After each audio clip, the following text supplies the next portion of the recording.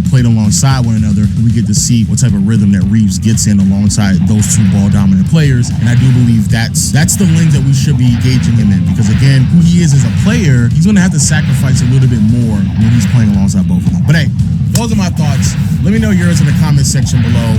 And until next time, we'll see you all later. Peace.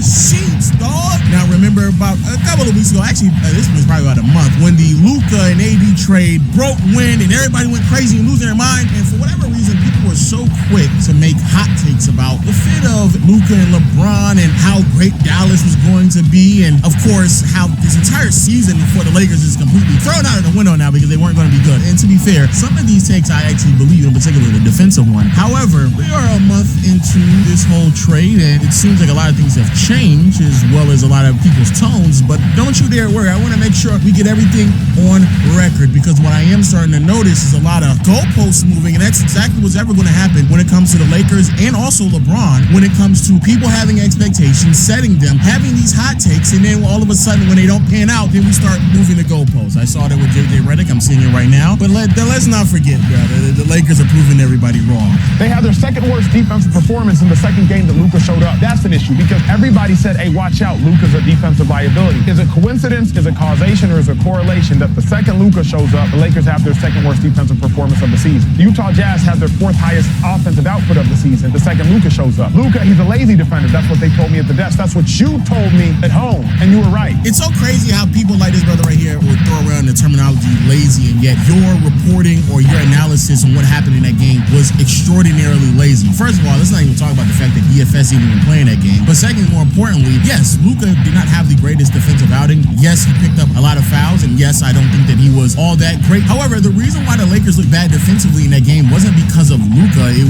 had way more to do with the lack of size. Jackson Hayes got hurt in that game, only played 7 minutes, so we had to play even smaller. And in that game, bro, both Larry Markkinen and Walker Kessler was going crazy. That's the reason why we lost that game. Larry Markkinen in that game had 32 points. Walker Kessler in that game had 16 points, and he was perfect from the field. That's why we lost in that game. Not because everybody didn't know what they were doing on the perimeter. No, they were just beating us up inside, bro. Pause. Here's the thing about Luka. He's useless off the ball. All the people that know basketball better than I do all say that. If Luka can't play off the ball, you think they got him to not play? Yeah, exactly. He's just going to stand there. I don't see Luka to be one to set a screen. And JJ is a guy who gets everyone involved. Yeah. We'll see how much JJ enjoys this.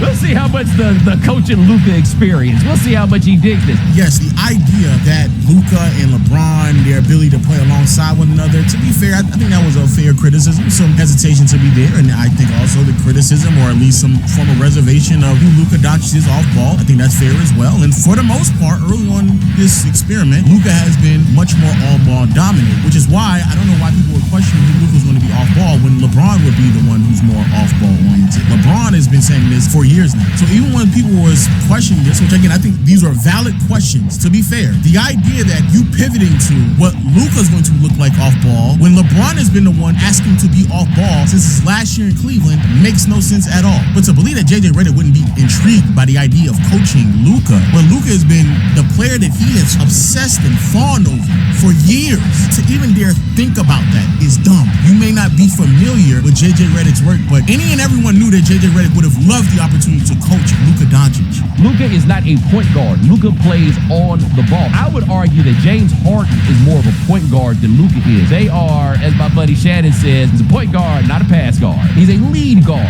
Luka is one of the best playmakers the league has ever seen. He is one of the best passers the league has ever seen. And that was seen before he even put on a Laker uniform. So anyone questioning his ability to generate open looks for his teammates and find them, regardless of how difficult the reads may need it to be, I'm sorry, you just don't know basketball. If that takes away from him being a point guard because he also scores a lot of points, that makes no sense to me. But the ability for him to pass certainly was not going to be an obstacle just because he scores a lot of points. It's not 1997. We've now acknowledged and have the capability of realizing that a point guard, a player who dominates the ball, can not only pass but also score.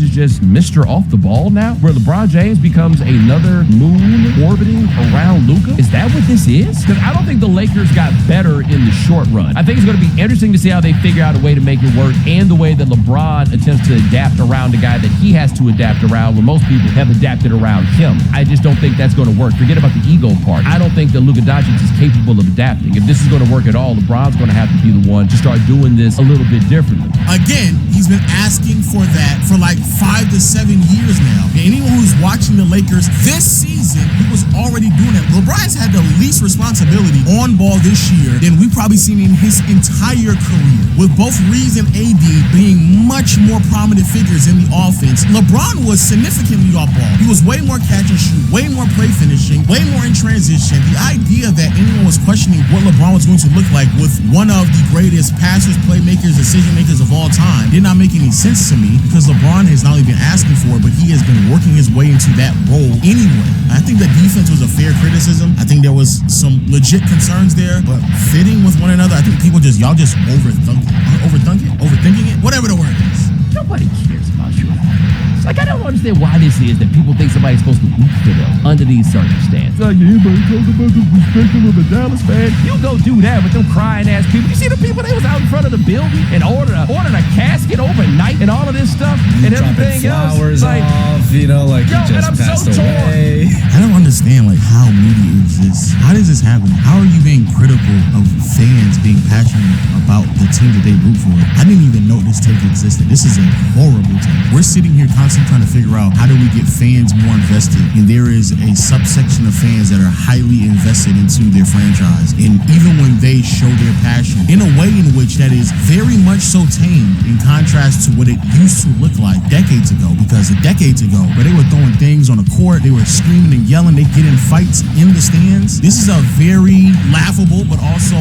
passion felt way for them to express themselves, and even people complaining about that as well. I get tired of hearing people just complain about things for the sake of complaining, bro. Like, Jesus Christ. You got two guards out there, ball dominant, without an actual three-man that can go out there and mitigate the offense. You go get a shooter in Clay. You got Kyrie Irving, questionably one of the greatest guards to ever play the game. You got PJ Washington, which is a multi-versatile player. And then you add Anthony Davis, MVP candidate. And you say to yourself, what are the chances of us making this move now? You got to have somebody with big ass cojones.